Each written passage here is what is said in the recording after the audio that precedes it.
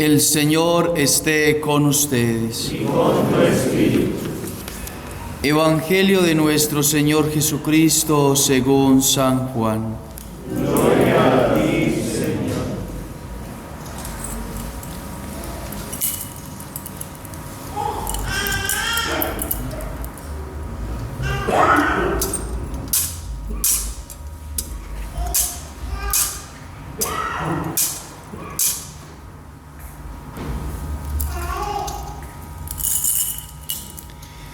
Al atardecer del primer día de la semana, los discípulos se encontraban con las puertas cerradas por temor a los judíos.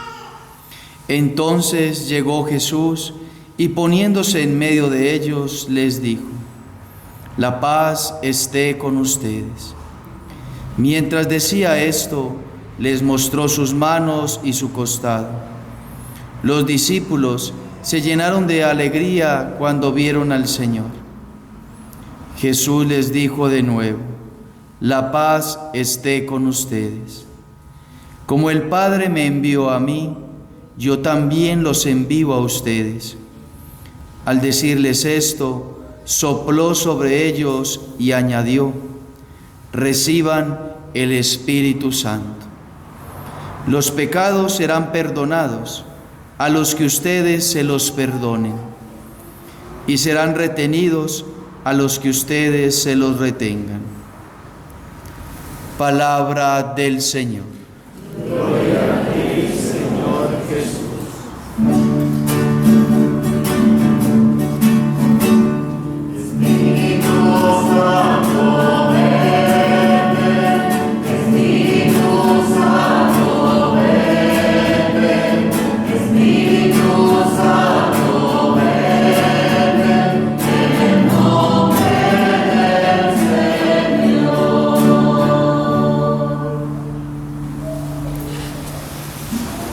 Queridos hermanos, concluimos hoy el tiempo de la Pascua, pero el misterio pascual debe seguir en medio de nuestras vidas, en medio de todo el año litúrgico. La pasión, muerte y resurrección. Jesucristo resucitado que nos envía a su Espíritu, es lo que conmemoramos hoy. 50 días en que el Señor se manifestó a los apóstoles, antes de ascender a los cielos, les promete el Espíritu Santo, pero hoy también de una manera especial el Evangelio lo manifiesta, el Señor les concede el Espíritu Santo a los apóstoles. Sopló sobre ellos, dice el Evangelio, y les dio el Espíritu, les transmitió el Espíritu. Pero ese Espíritu Santo tiene un carácter sacramental, el conceder el sacramento del perdón de los pecados. Pero la plenitud del Espíritu prometido por el Señor se concederá en Pentecostés, 50 días después de su resurrección. Entonces, 50 días en que los apóstoles estuvieron en oración, estuvieron ellos cristificándose junto a Nuestra Señora la Virgen María, específicamente y más intensamente durante la ascensión y la venida de Pentecostés, durante 9 días, que es lo que celebramos nosotros durante toda la novena al Espíritu Santo. Pero entonces los hechos de los apóstoles, hemos escuchado hoy cómo estaban reunidos ellos en torno a la maternidad de Nuestra Señora.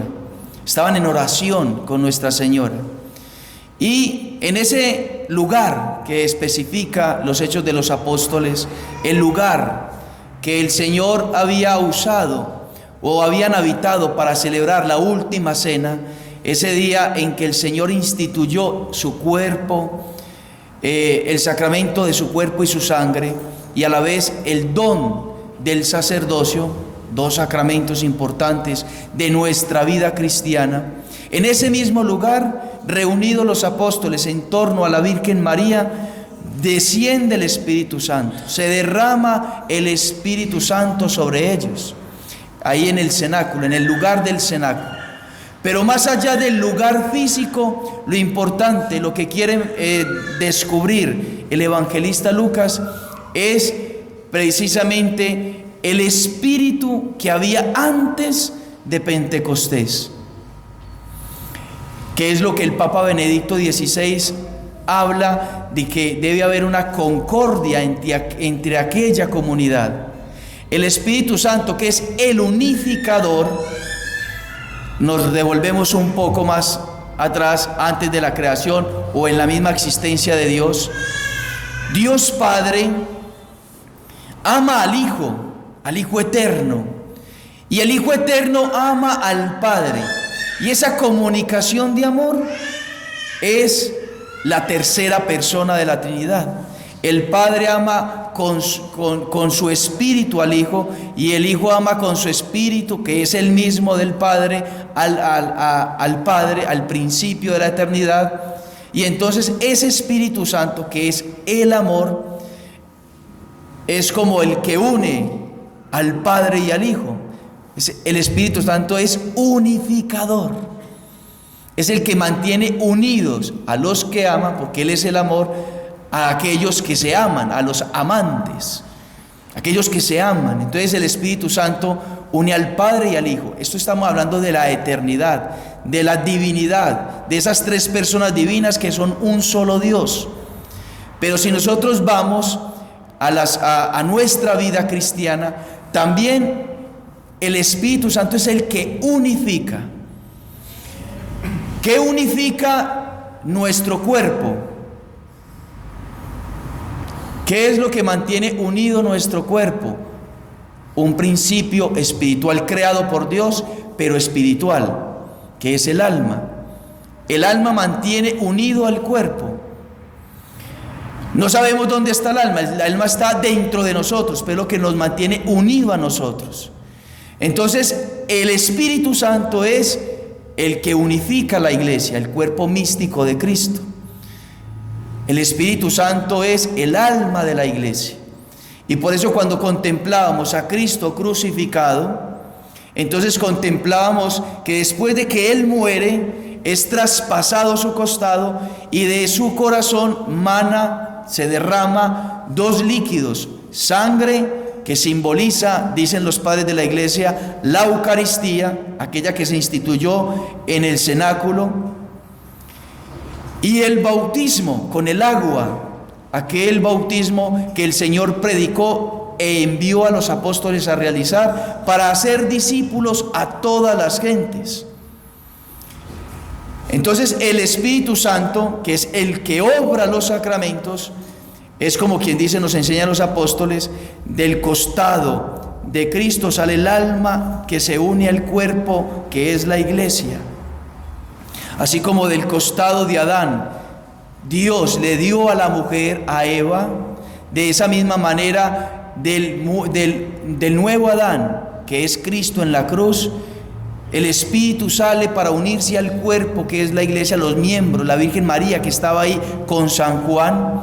Y entonces el Espíritu Santo, ahí se instituye la iglesia, el Espíritu Santo le da vida a la iglesia, y así es como entonces misteriosamente, místicamente, Dios instituye la iglesia.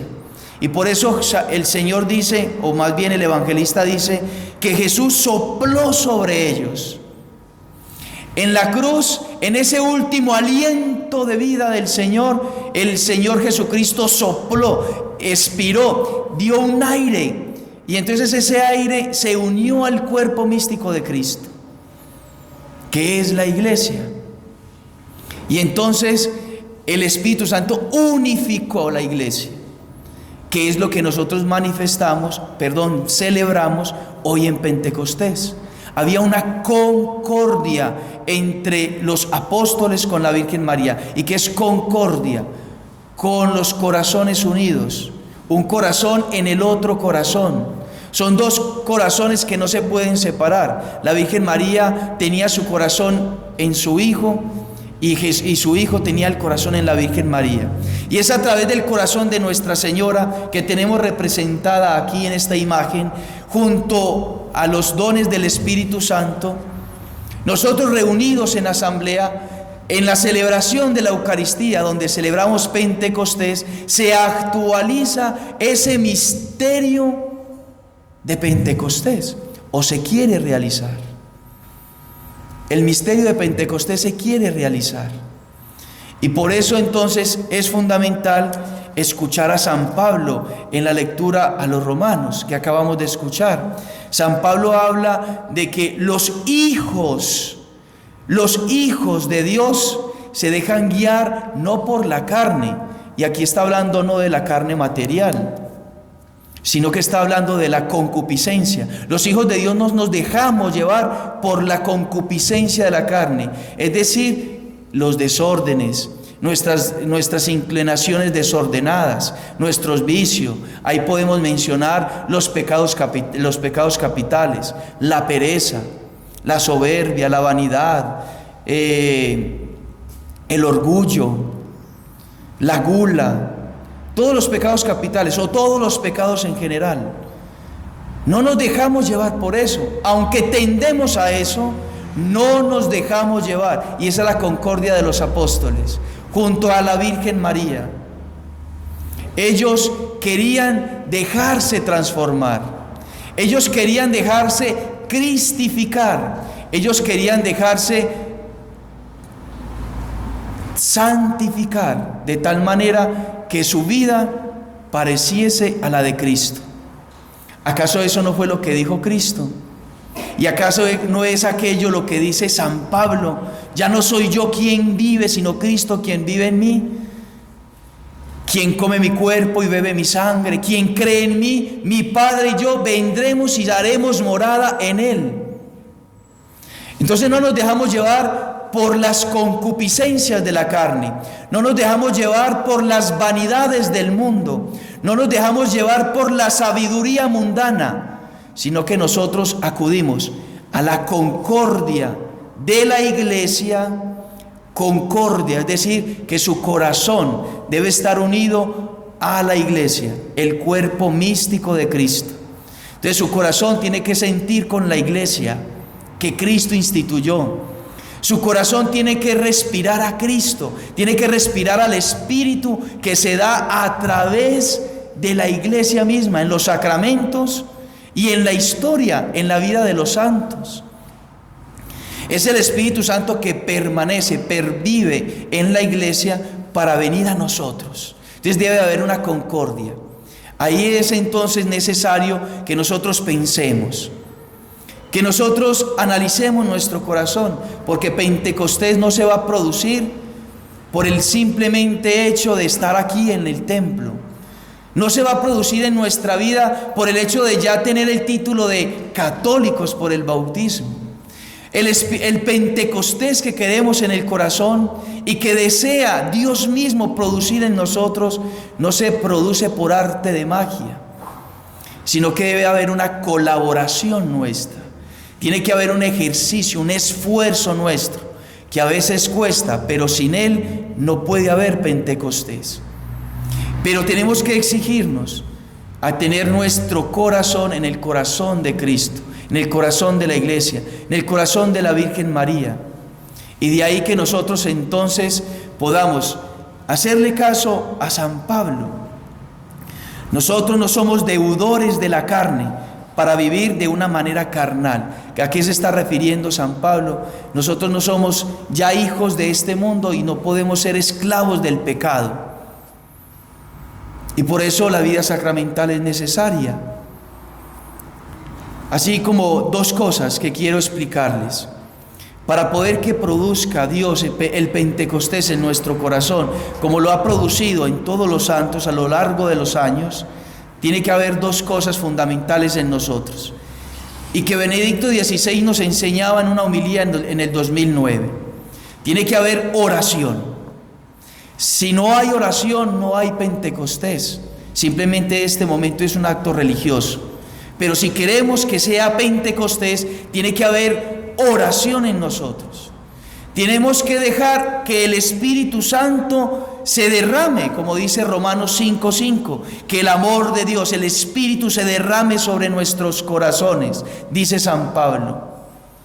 Entonces ese Espíritu se derrama en los momentos de oración. Y entonces en los momentos de oración, que son actos de fe, porque cuando usted va y ora, saca un tiempo, 15, 20 minutos diarios, al menos, aparte del rosario, aparte de la Eucaristía, aparte de las prácticas religiosas que podemos hacer, tenemos que tener 15, 20 minutos de profunda oración, donde nuestro entendimiento sea iluminado por la verdad. Cristo es la verdad. Y entonces, cuando la verdad está en nuestro interior, en nuestro corazón, entonces nosotros no estamos contaminados por el pecado. Nosotros no nos dejamos contaminar por el mundo, porque seguimos a Cristo y seguimos la verdad. Entonces es necesario cultivar una vida profunda de oración. No hay santo que se haya santificado si no es por su vida de oración. Recordemos a San Alberto Hurtado, chileno, un santo hermoso, que tiene mucho para enseñarnos, y muchos lo conocen por sus obras sociales, muy importantes, pero él pudo realizar sus obras sociales es porque tuvo una vida intensa de oración, una vida intensa de oración, donde él permitía que el Espíritu le iluminara y moviera su voluntad a amar aquella verdad, y de esa manera entonces se pudiese entregar, se pudiese dar a los demás. Y ese es Pentecostés, vivirlo profundamente en oración, pero ese espíritu no se queda quieto, ese espíritu es dinámico, ese espíritu se mueve dentro de nuestro interior, es fuego, arde en nuestro corazón de tal manera que implica que nosotros podamos estar movidos profundamente por su amor, que no pensamos en el sacrificio, sino en cómo nos podemos donar, podemos ser más generosos con los demás. Una auténtica vida cristiana es oración y acción. Eso nos enseña San Alberto Hurtado. De una profunda oración nace en su corazón el fruto de poder ayudarle a los niños, a los adolescentes, a las personas que están con necesidades, que ya sabemos cómo obró él y cómo lo recordamos, pero porque el Espíritu Santo ardía en su corazón. No eran sus fuerzas, era el Espíritu Santo que ardía en su corazón.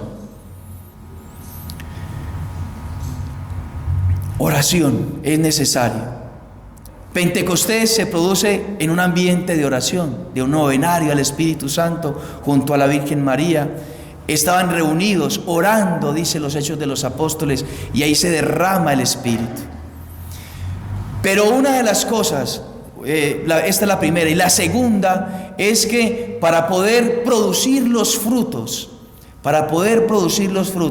que Dios quiere de nosotros, porque Dios ha pensado en ti en una santidad única. O sea, Dios no te trajo a la existencia y defiéndase como pueda y alcance a ser lo santo que pueda. No, cuando Dios te pensó, cuando Dios te amó y te pensó, Él pensó y creó una santidad para ti y para mí. Es decir, que el Señor quiere regalarnos tantos dones cuanto nos puede ayudar a nosotros para poder realizar ese sueño de Dios, de producir esa santidad en nosotros. Dios nos quiere santos. Dios no solamente queremos que nos salvemos, que nos podemos salvar, pero vamos al purgatorio a purificar todo lo que tengamos que purificar. Y allá tenemos que sufrir muchísimo, si es que no nos condenamos. Porque en la vida espiritual nos enseñan los santos que hay que planear más allá de nuestras fuerzas. Es como un arquero, un tiraflechas, digámoslo así. Para poder llegar al punto no puede señalar así directamente, sino que él tiene que señalar más elevado para que la curva le pueda llegar. Tirando la flecha se eleva mucho más y tiene más alcance la flecha. De la misma manera es en la vida espiritual. Nosotros tenemos que tirar una flecha gigante hacia el cielo, hacia lo alto, hacia la eternidad, buscando la santidad. Porque si solamente buscamos la salvación, corre el peligro de que nos podamos condenar. Nadie puede desear ir al purgatorio.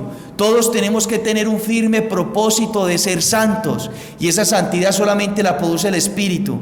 Y si el Espíritu Santo obra en nosotros, y para poder que Él obre en nosotros, nosotros tenemos que profundamente luchar contra nuestro pecado. Y no hablo del pecado mortal, que ya sabemos que el pecado mortal saca a Dios de nuestra alma, nos vuelve enemigos de nuestra alma, el pecado mortal. Estoy hablando del pecado venial. Tiene que haber una lucha permanente, constante, diaria, todos los días, de salir del pecado venial para poder producir los frutos del Espíritu. Porque lo que hace el pecado venial es quedarnos anclados, atados, amarrados a este mundo. Entonces hay que cortar todos esos nudos, hay que cortar todos esos lazos que no nos dejan lanzarnos a la santidad, a esa santidad que Dios pensó. Conocemos muchísimos santos, esa fue la santidad que el Señor pensó para ellos, y nuestra santidad el Señor la pensó también para nosotros, y nos la quiere dar, No depende de nosotros, depende totalmente de Dios, pero en nosotros tiene que haber un 0,000001%, pero lo tiene que haber, porque si no lo hay, el Señor no puede producir en nosotros. El Señor no nos va a obligar. El Señor no resucitó y les obligó a los apóstoles a que lo siguieran. Les permitió su libertad, les respetó su libertad. Vino el Espíritu Santo, y el Espíritu Santo sobre ellos les quitó todo temor, permanecían en su libertad, y su libertad ellos la donaron a Cristo, configurándose con Cristo, buscando en todo a Cristo, se dejaron cristificar. Pero entonces ellos lucharon firmemente con el pecado venial, y nosotros también lo tenemos que hacer.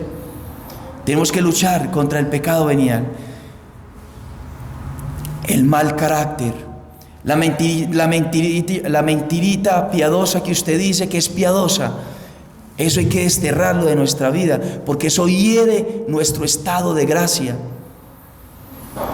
Que yo me enojo con alguno, que me enojo con el otro, que le contesté de una mala manera a alguno, todo eso lo tenemos que desterrar.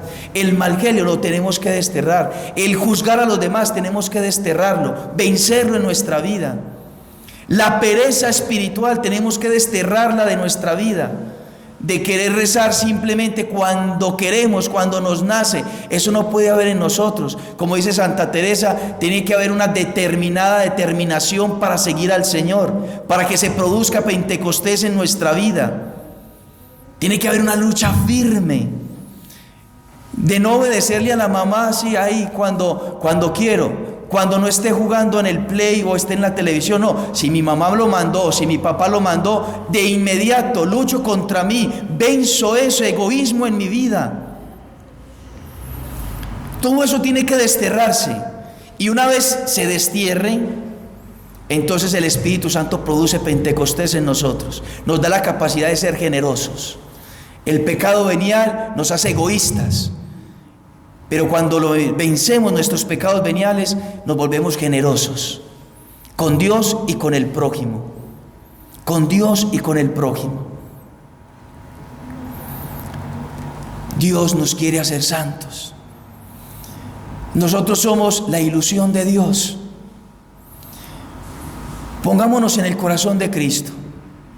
Ustedes son los que vienen aquí a la parroquia, que frecuentan la Santa Eucaristía, que tienen una vida de piedad. Y si Dios mira al mundo, ¿qué mira el Señor? El Señor quiere hacer estragos, quiere hacer maravillas, quiere hacer cosas sorprendentes. Pero cuando mira al mundo, el mundo está engañado por el mismo demonio, por el mismo espíritu mundano. Y entonces cuando el Señor nos mira a nosotros, y estas son mi esperanza. El Señor nos mira con esperanza. El Señor nos mira con ilusión, así como un papá mira a su niño. ¿Qué será de mi hijo? ¿En qué terminará? ¿Qué podrá hacer él? Así nos mira Dios. Pero si nosotros no le ayudamos, Dios cómo va a hacer maravillas en nosotros. Tenemos que ayudarle. Venzamos nuestro egoísmo y permitamos que el Espíritu Santo produzca en nosotros esa fuerza, esa fortaleza, ese ardor, ese fuego en nuestro corazón, que ese amor nos consuma, de tal manera que nuestra vida sea un desgaste para amar a Dios y para hacerlo conocer. Queridos hermanos, somos la esperanza de Dios. Somos la esperanza para este mundo. Y si nosotros somos santos, si nosotros nos dejamos cristificar, si nosotros vencemos nuestros egoísmos, si nosotros vencemos con la gracia de Dios, pidiendo Espíritu Santo, teniendo oración, viviendo intensamente la vida sacramental, en gracia de Dios, confesados permanentemente, creyendo firmemente a quien recibimos en la Eucaristía, recibimos al Padre, al Hijo y al Espíritu Santo. El Espíritu Santo nos da a entender eso, nos da la fe. Creemos porque el Espíritu Santo está en nosotros. Vivamos intensamente cada momento de oración, de rosario, de Eucaristía, de meditación, de la palabra. Y el Espíritu Santo entonces obrará en nosotros. Nos dará tal fuerza que nosotros, a la medida que vayamos saliendo de nuestros pecados veniales, el Señor va produciendo en nosotros la santidad. El fin por el cual Dios manda su Espíritu es para santificarnos. No hay otro. El Espíritu Santo quiere santificarnos. Dejémoslo. Yo les invito para que hagamos un siguiente ejercicio, y con esto termino. Que usted se proponga luchar no con todos los pecados veniales que podamos tener. Escoja uno y dedíquese a luchar contra su mal genio, que es muy débil para decir mentiras, por su pereza, por su comodidad, porque contesta mal, porque levanta la voz, qué sé yo. Luche con uno, empiece con uno y se revisa todos los días. Y yo voy a vencer eso en mi vida, y a vencerlo, y se revisa. Y él le pide gracia al Señor, y verá que en poco tiempo usted va a decir: Dios mío, qué cambio tan maravilloso. Ya no contesto como contestaba, ya soy más ágil, ya me levanto más temprano, ya voy a la oración, ya no es solamente cuando me nazca, sino que ya tengo una convicción. El Espíritu Santo produce fruto en nosotros cuando se lo pedimos y cuando nos esforzamos. Empiece con uno y verá que a la medida que usted vaya avanzando, a esa medida usted va diciendo: el Espíritu Santo está en mí. Lo que antes me podía, ahora el Espíritu Santo me dio la gracia de poderlo corregir en mi vida. Se lo pedimos a Nuestra Señora, la Virgen María, que ella transforme nuestro corazón, nos dé un corazón dócil a las mociones del Espíritu Santo, y que ella pueda unirnos a Cristo con la fuerza de su Espíritu. Que así sea. Renovamos nuestra fe.